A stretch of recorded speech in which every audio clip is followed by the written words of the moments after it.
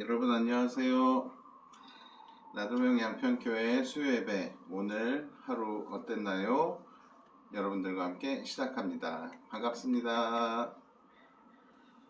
네, 오늘은 다니엘서 7장을 가지고 여러분들과 다니엘서 7장을 전체적으로 어떻게 이해할 것인가, 그리고 이 시대에 또 대한민국의 다니엘서 7장을 읽는 독자로서 오늘은 우리가 어떤 기도를 하고 어떻게 하루를 마무리하면 좋을까 라는 차원에서 좀 같이 말씀 나누고 그렇게 기도하는 시간 가지려고 합니다.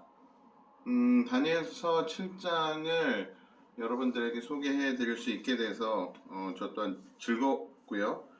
이 부분에 대해서 우리가 같이 적어도 이러한 관점은 놓치지 말자라는 차원에서 좀 짚어 드리려고 합니다. 먼저 다니엘서 7장을 이해하려면 묵시문학이 가지는 큰 틀, 그리고 그 틀 안에서 다니엘서 7장이 가지고 있는 중요한 포인트, 그 구조적인 위치, 이런 것들을 좀 잘 이해하시면 도움이 될 텐데요.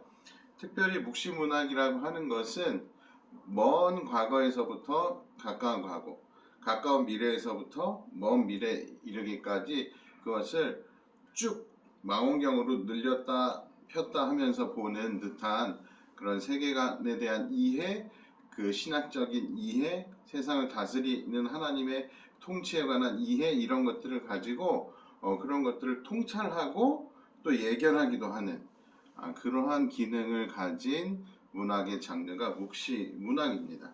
그러면 그 묵시 문학적인 관점에서 다니엘, 그리고 다니엘서 안에서 7장에 관한 내용을 어떻게 볼 것인가?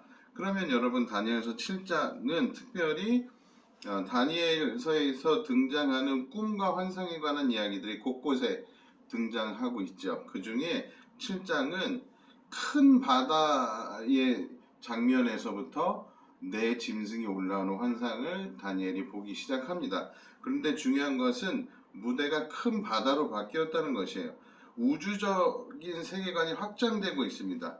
그러니까 전 세계로 세계관이 확장되고 있는 그 배경 속에서 그 모든 배후에 하나님이 계시다라는 인사이트를 가지고 다니엘서 7장은 묵시문학적으로 어떻게 볼 것인가를 우리가 선택해야 합니다. 그리고 거기에 시각적인 이미지가 지배적으로 등장합니다. 시각적인 이미지가 지배적이라는 것은 지금 이것이 이성적으로 호소하는 텍스트가 아니라 직관적으로 호소하는 텍스트라는 거예요. 그렇기 때문에 이성이 아닌 직관에 호소하는 묵시문학을 우리가 하나님의 다스림에 관한 묵시문학으로 봐야 합니다. 이성이 아닌 직관에 호소하는 하나님의 다스림에 관한 묵시문학이다. 이러한 기본적인 다니엘서 7장에 대한 이해를 가지고 오늘 저와 함께 다니엘서 7장 주요 구절들을 좀 살펴보려고 합니다. 첫 번째, 다니엘서의 7장에 등장하는 하늘의 네 바람, 동서남북 사방에서 불어오는 네 바람이 사실 이 전체를 이해하는 데 되게 배경이 되는, 배경 지식이 되는 중요한 키워드입니다. 하늘의 네 바람 때문에 요동치는 큰 바다에서 벌어진 환상이죠. 다니엘 7장 2절을 보시면 세 번역으로 제가 읽어드립니다. 내가 밤에 환상을 보았는데 동서남북 사방에서 하늘로부터 바람이 큰 바다에 불어 닥쳤다. 우리가 간과하기 쉬운 것은 막 이렇게 생긴 동물이 등장하고 뭐 독수리 같은, 사자 같은, 또 곰과 같은, 또 표범과 같은 동물들이 이 시각적으로 막 확확 두드러지는 캐릭터들이 등장하니까 우리의 시선이 거기에 꽂힐 수 있지만, 이 이야기의 시작은 하늘로부터 바람이 불어서 큰 바다가 요동치는 그 가운데 짐승들이 올라오는, 그러니까 전 세계를 호령하고 있는 것은 뭐예요? 하늘로부터 부는 바람이라는 이 단서를 놓치면 안 됩니다. 그래서 그 가운데서 제국을 묘사하는 짐승들이 등장하고, 그렇기 때문에 이 제국을 상징하는 짐승들이 하늘로부터 불어오는 바람에 의해서 또 그와 같은 어떠한 더 상위의 힘에 의해서 수동태로 설명되고 있다라는 점을 문학적으로 우리는 놓치지 말고 좀 캐치해야 됩니다. 그래서 제국을 묘사하는 짐승들이 수동태로 설명되어 있는 것을 좀 살펴보려고 하는데요. 특히 이 부분은 세번역 성경은 좀 너무 많이 풀어서 능동태인지 수동태인지 구분하기 어렵게 해석된 부분들이 좀 있어서 특별히 이 세 구절만 개역 개정으로 제가 발췌해서 강의 안에도 실어 드렸습니다. 먼저 7장 4절을 보시면, 첫째는 사자와 같은데 독수리의 날개가 있더니 내가 보는 중에 그 날개가 뽑혔고 또 땅에서 들려서 사람처럼 두 발로 서게 함을 받았으며 또 사람의 마음을 받았더라 라고 하는, 뽑히고 들리고 받았고 받았다 라고 하는 수동태적인 문장으로 되어 있습니다. 이 제국을 묘사하는 첫 번째 짐승, 사자와 같은데 독수리의 날개가 있는 짐승이 수동태로 설명되고 있는 것이죠. 또 두 번째로 등장하는 5절에 나오는 이 제국에 관한 묘사 제가 읽어드립니다. 또 보니 다른 짐승 곧 둘째는 곰과 같은데 그것이 몸 한쪽을 들었고 그 입에 이사이에는 새 갈빗대가 물렸는데 그것에게 말하는 자들이 있어 이르기를 일어나서 많은 고기를 먹으라 하였더라. 이 7장 5절은 문장의 이 문법적인 수동태가 아니라 전체의 뉘앙스를 보시면 이 말을 듣고 있는 수동적인 존재로 두 번째 곰과 같은 짐승이 묘사되고 있습니다. 그에게 말하는 자들이 있고 그 말을 듣고 있는 존재로서, 수동적인 존재로서 두 번째 짐승이 묘사되고 있다는 점이죠. 또 세 번째 7장 6절 읽어드립니다. 그 후에 내가 또 본즉 다른 짐승 곧 표범과 같은 것이 있는데 그 등에는 새의 날개 넷이 있고 그 짐승에게 또 머리 넷이 있으며 권세를 받았더라. 그러니까 힘과 권세를 누군가로부터 부여받은 존재로서 세 번째 짐승 곧 표범과 같은, 그런데 날개가 넷이 있고 머리도 넷이 있는 표범과 같은 짐승이 세 번째로 등장합니다. 많은 이것은 인터넷만 쳐보셔도 괜찮은 제대로 된 설명들을 어렵지 않게 찾아볼 수 있는데요. 이 세 제국은 바벨론과 페르시아와 헬라를 상징하는 문학적인 표현입니다. 그리고 이 제국들에 대한 묘사가 이어지고 있는 것이죠. 특별히 이 바벨론, 페르시아, 헬라로 이어지는 그 당시에 전 세계의 패권을 가지고 흥망성쇠를 거듭하면서 다른 제국, 다른 제국, 다른 제국으로 이어지고 있었던 이 역사는 특별히 다니엘서, 묵시문학에 해당하는 다니엘서 2장에서는 느부갓네살이 꾸었던 꿈, 그 신상이 있는데 다른 재질로 되었던 신상에 관한 이 이야기는 길게 드리지 않겠습니다. 2장, 다니엘서 2장에 등장하는 느부갓네살의 꿈과 동일한 메시지, 동일한 어떤 연대기를 담고 있죠. 특별히 바벨론의 통치자였던 느부갓네살에 관한 기록들을 찾아보면요, 이 다른 히브리인들이 가지고 있었던 묵시문학적인 예언서들, 예레미야나 에스겔이나 이런 본문들에 보면 바벨론의 통치자들이 사자와 독수리로 비유되는 본문들이 등장합니다. 그것이 예레미야 4장과 에스겔 17장 제가 강의 안에 실어드렸는데 꼭 찾아보시기 바랍니다.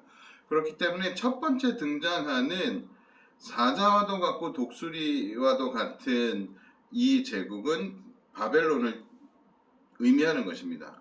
그리고 두 번째, 이 곰과 같은 짐승인데 한쪽을 들어왔다니까 한쪽으로 기울어졌다라고 표현하고 있는 이 표현은 이 페르시아라는 제국은 메데와 파사 제국이 연합해서 만든 제국이었고 메데보사는 파사가 덩치가 커서 그 바사 제국 쪽으로 기울어진 제국이었다는 사실을 역사가들은 또 당시의 사람들은 알고 있었습니다. 그렇기 때문에 이것은 메데 바사 이후에 페르시아가 되는 그 제국을 바벨론 다음에 패권을 가져가는 그들을 의미하는 것이로구나.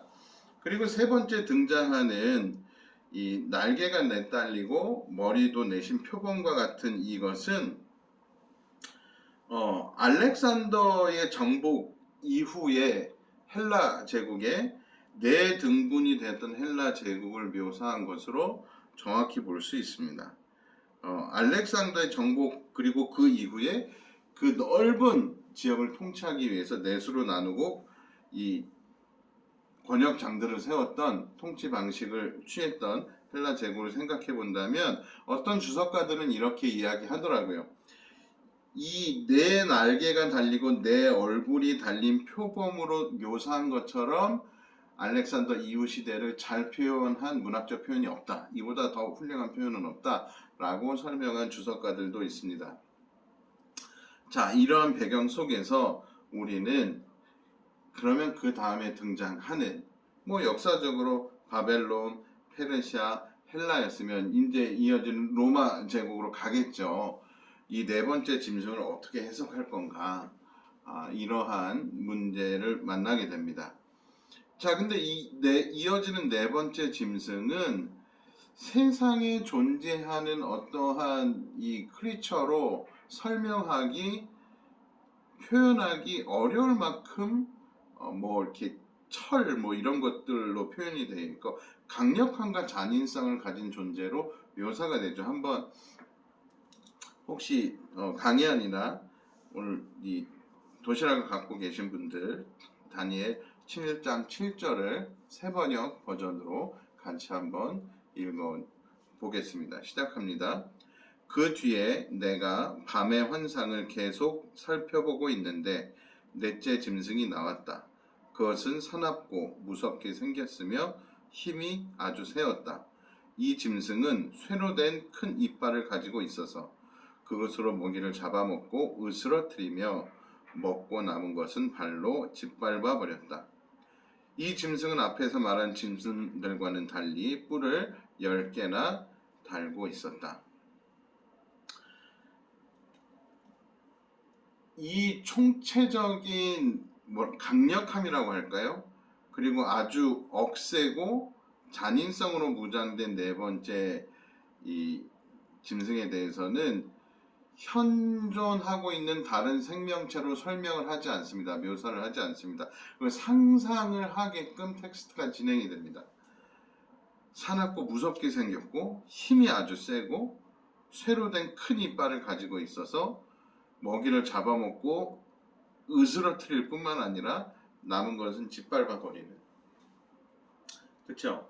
어떤 필요 이상의 잔인성과 폭력성을 가지고 그것을 휘두르는 존재로. 그래서 그것을 무엇을 상상하든 그 이상이 될 수 있게끔 어떤 상상력의 한계치를 주는 어떤 이 동물들을 대입시키지 않습니다. 그럼 보십시오.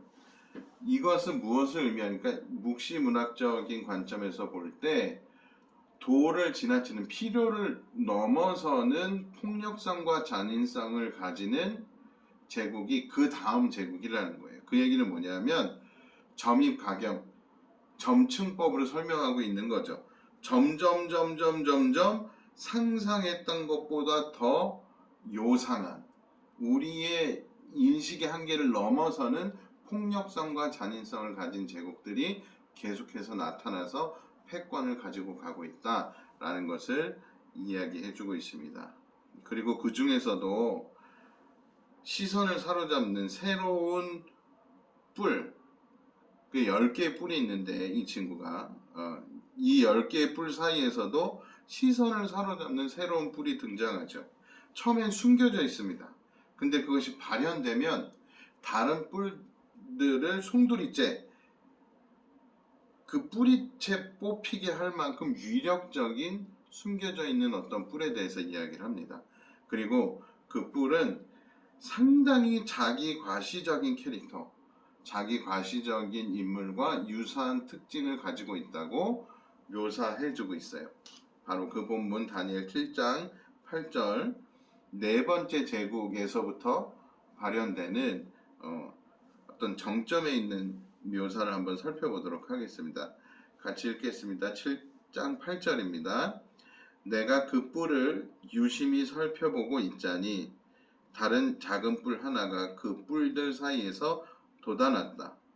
먼저 나온 뿔 가운데서 셋이 새로 돋아난 그 뿔에 밀려서 뿌리채 뽑혔다. 새로 돋아난 뿔은 사람의 눈과 같은 눈을 가지고 있었고 입이 있어서 거만하게 떠들었다. 여러분들, 여러분의 모든 상상력으로 이 이미지를, 이건 지금 이미지로 지금 계속 전개되고 있는 텍스트인데요. 여러분들의 상상력을 발휘해서 이 이미지를 상상해 보십시오. 소름 끼치지 않습니까? 저는 소름 끼쳐요. 뿔이 10개나 있는데 그 밑에서 뿔이 또 나오는 때 다른 뿔을 뿌리채 뽑아내고 밀어내고 솟아나오는 뿔이 사람처럼 눈도 있고 입도 있는데 나중에 뒤에 보면은 되게 거만하고 되게 자기를 드러내고 되게 말도 많고 떠들어대는, 그래서 제가 뭐라고 표현을 드렸습니까? 상당히 자기 과시적인 인물과 같은 그런 특징을 가진 눈과 입이 달린 뿔이 등장합니다. 어우 징그러워요. 그런데 이 많은 성경 주석가들이, 성경 해석자들이 이 본문을 가지고 실험을 많이 했어요. 저도 여러 자료들을 살펴보았지만 경우에 따라서 이 네 번째 짐승이 헬라에서 로마로 넘어가는 과정, 그리고 로마가 이 지역이 네 개로 나뉘어지고 이 분봉으로 다스리던 과정 속에서 기원전 2세기에 이 안티오코스 에피파네스로 요 작은 뿔을 규정하고 보려고 하는 해석이 있어요. 왜냐하면 그때 당시의 역사적인 정황들과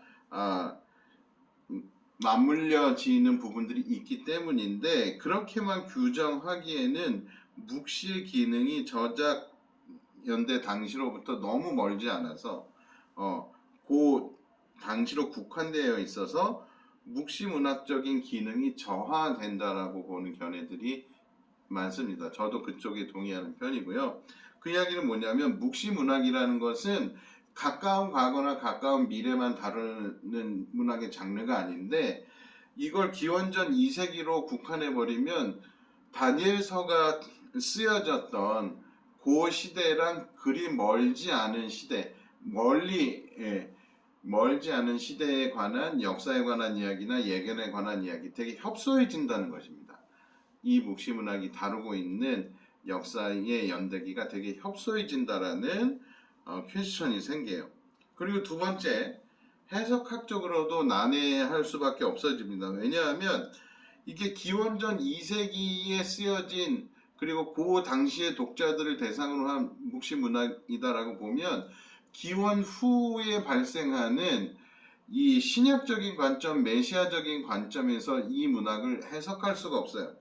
그렇기 때문에 9절부터 등장하는 옛적부터 계신 분, 이분이 행하시는 심판, 그리고 7장 13절부터 등장하는 인자와 같은 이, 우리는 익숙하지만 인자와 같은 이의 역할이 감당하고 있는 그러한 역할들, 이러한 것들이 그리스도 안에서, 메시아 안에서 성취된다라는 관점이 없이, 즉 다시 말씀드리면 신학적인 견해 없이 기원전 2세기의 관점만으로 이 문학을 이해하려면 이 본문을 해석하기는 거의 불가능하다, 이렇게 볼 수 있습니다. 그렇기 때문에 이 네 번째 10개의 뿔 사이에서 등장하는 이 눈 달리고 입 달린 아주 징그러움의 끝판왕인 이 작은 뿔을 이 기원전 2세기의 통치자였던 에피파네스로만 규정하려 한다면 이 묵시문학적인 관점에서 다니엘서 7장을 이해하기에는 폭도 협소해지고 해석하기가 불가능해진다라는 말씀을 드립니다. 그래서 신약적인 관점에서 신약의 세계관을 가지고 메시아가 히브리 사상이 그토록 기다려왔던 메시아가 이 땅에 사람으로 현현하셨다라는 관점을 가지고 다시 돌아가서 묵시문학으로서의 다니엘서를 7장을 읽어 내려간다면 우리는 약간의 해석이 가능한 단서들을 찾을 수 있습니다. 이 네 번째 짐승에 달린 뿔들을 특정 인물로 보지 않는다면, 그리고 이것을 로마 제국의 상징인 패권주의의 연속으로 본다면 해석이 가능해지기 시작합니다. 이것이 패권주의의 연속이구나. 그리고 그 맥락 속에서 작은 뿔이 하나 돋아나는데 이것이 뭐라고요? 세상의 모든 패권주의 밑에 도사리고 있었던 어떤 것이 그 패권주의들 사이로 다시 나오는 거예요. 말하자면 패권주의 밑에 도사리고 있었던 뿌리에 해당하는 것이 나옵니다. 근데 그것은 그 이전의 뿔들을 송두리째 드러낼 정도로, 밀어낼 정도로 강력한 것이 솟아나온다는 거예요. 그 밑에 뿌리에 해당하는 것이 밖으로 나올 때, 이것은 뒷부분에 가서 다니엘 7장 25절에 묘사되는 그 관점으로 볼 때는 상당히 신성모독적이고 상당히 하나님의 백성이길 거부하며 하나님의 백성들을 핍박할 정도로 자신이 하나님의 백성이길 거부하며 자기 신격화에 능한 정해진 것들, 이미 창조주가 정해놓은 질서들을 다시 제 뜻대로 바꾸려고 하는 자기 신격화에 능한 특성을 가진 것으로 볼 수 있어요. 이 돋아나는 작은 뿔, 이 징그러운 뿔의 특징을 뭐라고요? 신성모독적이고 하나님의 백성이길 거부하며 자기 신격화에 능한 특성을 가진 뭐라고 봐야 됩니까? 이 세상의 패권주의 그 밑에 뿌리에 해당하고 있었던 것, 바로 인간의 자기 중심성이죠. 인간의 자기 중심성의 특징은 다니엘 7장 25절 어떻게 표현됩니까? 그가 가장 높으신 분께 대항하여 말하며 가장 높으신 분의 성도들을 괴롭히며 정해진 때와 법을 바꾸려고 할 것이다. 성도들은 한 때와 두 때와 반 때까지 그의 권세 아래 누울 것이다.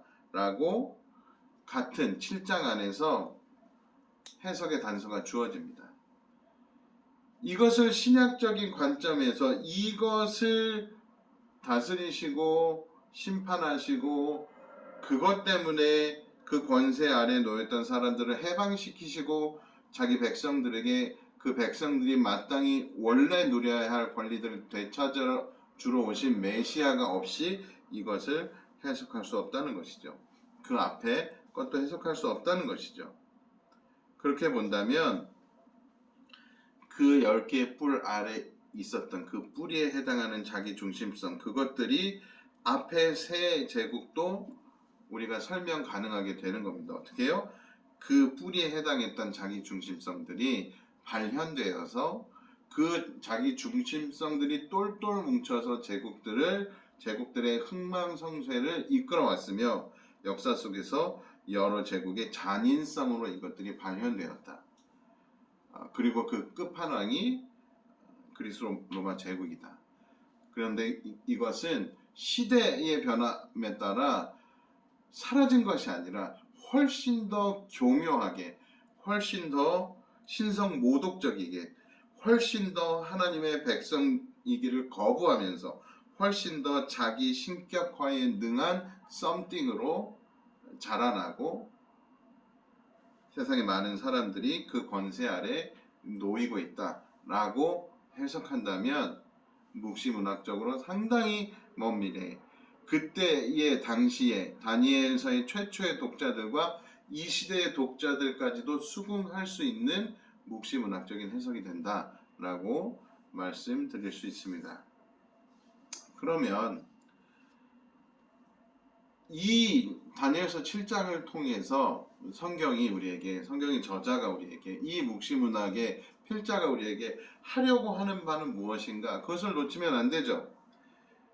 그러나 성경이 이 묵시문학을 통해서 우리에게 하려고 하는 말, 다니엘서의 최초의 독자들에게, 그리고 동시에 이 시대의 독자들에게 동일하게 전해주려는 것은 무엇일까요? 자기 중심성의 막강한 발현으로 흥망성쇠를 거듭하면서 그러나 이어지고 있는 이 세상의 권력들이, 제국들이 이 세상의 전부가 아니라는 사실을 상기시켜 주는 겁니다. 그래서 맨 처음에 어디서부터 시작하는 거예요? 큰 바다를 요동치게 하는 하늘로부터 불어 닥치는 바람부터 묘사해 주고 있는 것이죠. 그러나 이 세상의 전부인 것처럼 흥망성쇠를 하지만 그러나 이어지고 있는 그 야수와 같은 인간의 자기 중심성들의 총화로 지배하고 있는 이 제국의 논리들이 전부가 아니라는 것입니다.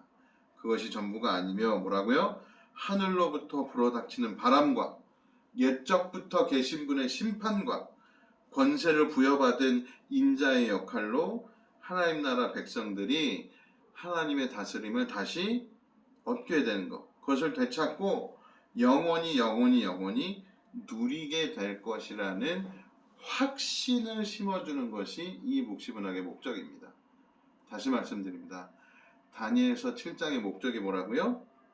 이 세상이 전부인 것 같고 너무나 막강한 것 같고 도저히 그 권세 아래서 벗어날 수 없을 것과 같은 그 막강함 아래 살고 있는 현실을 직면하지만 그것이 전부가 아니며 하늘로부터 불어오는 바람과 옛적부터 계신 분의 심판과 권세를 부여받은 인자의 역할로 우리가 우리의 본연의 가치를, 우리 고유의 정체성을, 하나님의 원래의 다스림을 되찾을 것이다라는 희망, 그 확신을 심어주는 것이 다니엘서 7장의 목적입니다. 그렇기 때문에 우리가 곱씹어서 해석해야 하는 문장들은 당연히 7장 18절, 7장 22절, 7장 27절에 나오는 그 하나님 나라 백성들이 회복되어서 무엇을 누리게 될 것인지, 그 제국이 무엇을 뜻하는지가 아니라 그 제국들이 군림하는 세상 속에서 옛적부터 계신 분의 백성들은 어떻게 될 것인지, 이것을 묵상하고 우리가 벼리면서 사는 것이 중요한 것이죠. 그래서 7장 18절, 그러한 맥락이 담겨 있는 18절, 22절, 27절을 세번역 본문으로 저와 함께 여러분 같이 읽으실 텐데요. 강의에 넣어드렸습니다. 본문만 쭉쭉쭉 18절, 22절, 27절을 이어서 읽겠습니다. 시작합니다. 그러나 가장 높으신 분의 성도들이 나라를 얻을 것이며 영원히 그것을 누릴 것이다. 옛적부터 계신 분이 오셔서 가장 높으신 분의 성도들의 권리를 찾아주셔서 마침내 성도들이 나라를 되찾았다. 나라와 권세와 온 천하 열국의 위력이 가장 높으신 분의 거룩한 백성에게로 돌아갈 것이다. 그의 나라는 영원한 나라다. 권세를 가진 모든 통치자가 그를 섬기며 복종할 것이다. 아멘. 이것이 다니엘서 7장의 핵심 메시지입니다. 그러면 이 핵심 메시지를 오늘 저와 함께 예배를 드리시는 나눔의 양평교회 혹은 온라인으로 함께 참여하시는 오늘 하루 어땠나요? 동참하시는 여러분들은, 저와 여러분은 어떻게 묵상하고 어떻게 기도를 해야 할까요? 공교롭게도 내일이면 대한민국의 수능이 펼쳐지는 날입니다. 2022년 대한민국 사회 속에서 수능을 앞두고 있는 그 전날이 오늘이더라고요. 그런 우리가 다니엘서 7장을 독자로서 오늘 묵상하고 또 기도한다면 어떻게 묵상하고 어떻게 기도해야 할까요? 한국 사회는 마치 그것이 전부인 것처럼 보입니다. 무엇이요? 10대에서 20대로 넘어가는 딱 그 시점에 수학 능력을 평가하는 그 시험이 마치 전부인 것처럼 보입니다. 그것에서 많은 승부가 실제로 갈립니다. 그래서 한국 사회에서 수능의 위력이 가지는 막강함은 이루 말할 수가 없죠. 그리고 그 막강함보다 더 크게 작용하는 두려움이 우리에게 있습니다. 그것이 전부일 거라는 두려움. 여기서 실패하면 끝일 거라는 두려움. 그 두려움에 사로잡혀서 땅의 아이들은 19년을 살고 또 몇 년을 더 살죠. 거기에 사로잡혀 있습니다. 그러한 가운데 오늘 다니엘서 7장은 우리에게 어떤 인사이트를 줍니까? 그 막강함, 한국 사회에서 수능의 위력이 가지는 그 막강함보다 더 크게 작용하는 이게 전부일 거라는 두려움, 그 속에 살고 있는 우리들에게 오늘 다니엘서 7장은 이렇게 이야기합니다. 가장 높으신 분의 성도들이 그 나라를 얻을 것이다. 그리고 영원히 그분의 다스림을 누릴 것이다 라고 이야기를 해주고 있죠. 여러분, 이 말씀을 기억하는 저와 여러분이 됐으면 좋겠습니다. 정말 이렇게 반복해서 강조할 수가 뭐라고요? 영원히 그분의 다스림을 누릴 거라고. 지금 눈에 보이는 그 막강함과 그 두려움이 전부가 아니라고. 가장 높으신 분이 계시고 그분의 성도들이 온전한 권세와 그 다스림을 얻게 될 것이라고 우리에게 약속해 주고 계시죠. 이 말씀을 먼저 기억해야 합니다. 그리고 두 번째는 옛적부터 계신 분, 즉 만물의 창조주께서 어떻게 하셨습니까? 우리가 알고 있는 바는 뭐예요? 오셨죠. 이미 오셔서. 이게 미래적이 아닙니다. 과거예요. 그렇죠? 과거에 이미 오셔서 우리에게 그것이 과거 완료, 현재 완료형으로 영향을 끼치고 있죠. 그래서 가장 높으신 분의 성도들의 권리를 찾아주시어 우리가 마침내 조국을 되찾은 사람들이죠. 내 소속이 확정된 사람들이죠. 무엇 때문에요? 옛적부터 계신 분께서 이 땅에 오셔서 가장 높으신 분의 성도들의 권리를 되찾아 주셨기 때문에 우리는 마침내 소속을 되찾은 사람들이 됐습니다. 이것을 찬양할 수 있으면 좋을 것 같아요. 이것은 마치 제가 강의 안에도 넣어드렸습니다만 어떤 거예요? 마치 조국을 되찾은 우리 역사의 선배들 같은 거죠. 더 이상 일장기를 달고 달리기를 하지 않아도 되는 그런 운동선수와 같은 내 조국을 되찾고 내 소속이 명확해진 그러한 선수들처럼 살아갈 수 있게 되었다는 거죠. 이미 누구 때문에? 그 옛적부터 계신 분, 그 창조주가 이 땅에 오심으로써 우리에겐 이것이 이미 현실이 되었습니다. 그것을 찬양하는 저와 여러분이 됐으면 좋겠어요. 그리고 더 나아가서 그 나라와 권세와 온 세상의 위력이 27절 말씀처럼 어떻게 돼요? 가장 높으신 분의 영원한 나라, 그 거룩한 백성에게로 돌아갈 거라고요. 지금 그렇게 막강해 보이는 이 세상의 모든 위력들이, 권세들이 하나님의 백성들에게 되찾아질 거라고 이야기합니다. 그것을 믿습니다. 아멘. 그렇죠?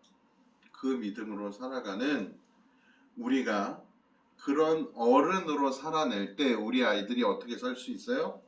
이 수능이 전부라고 생각하지 않고 살 수 있어요. 여기서 미끄러지면 어떡하나라는 두려움에 벌벌 떨지 않고 살아갈 수 있어요.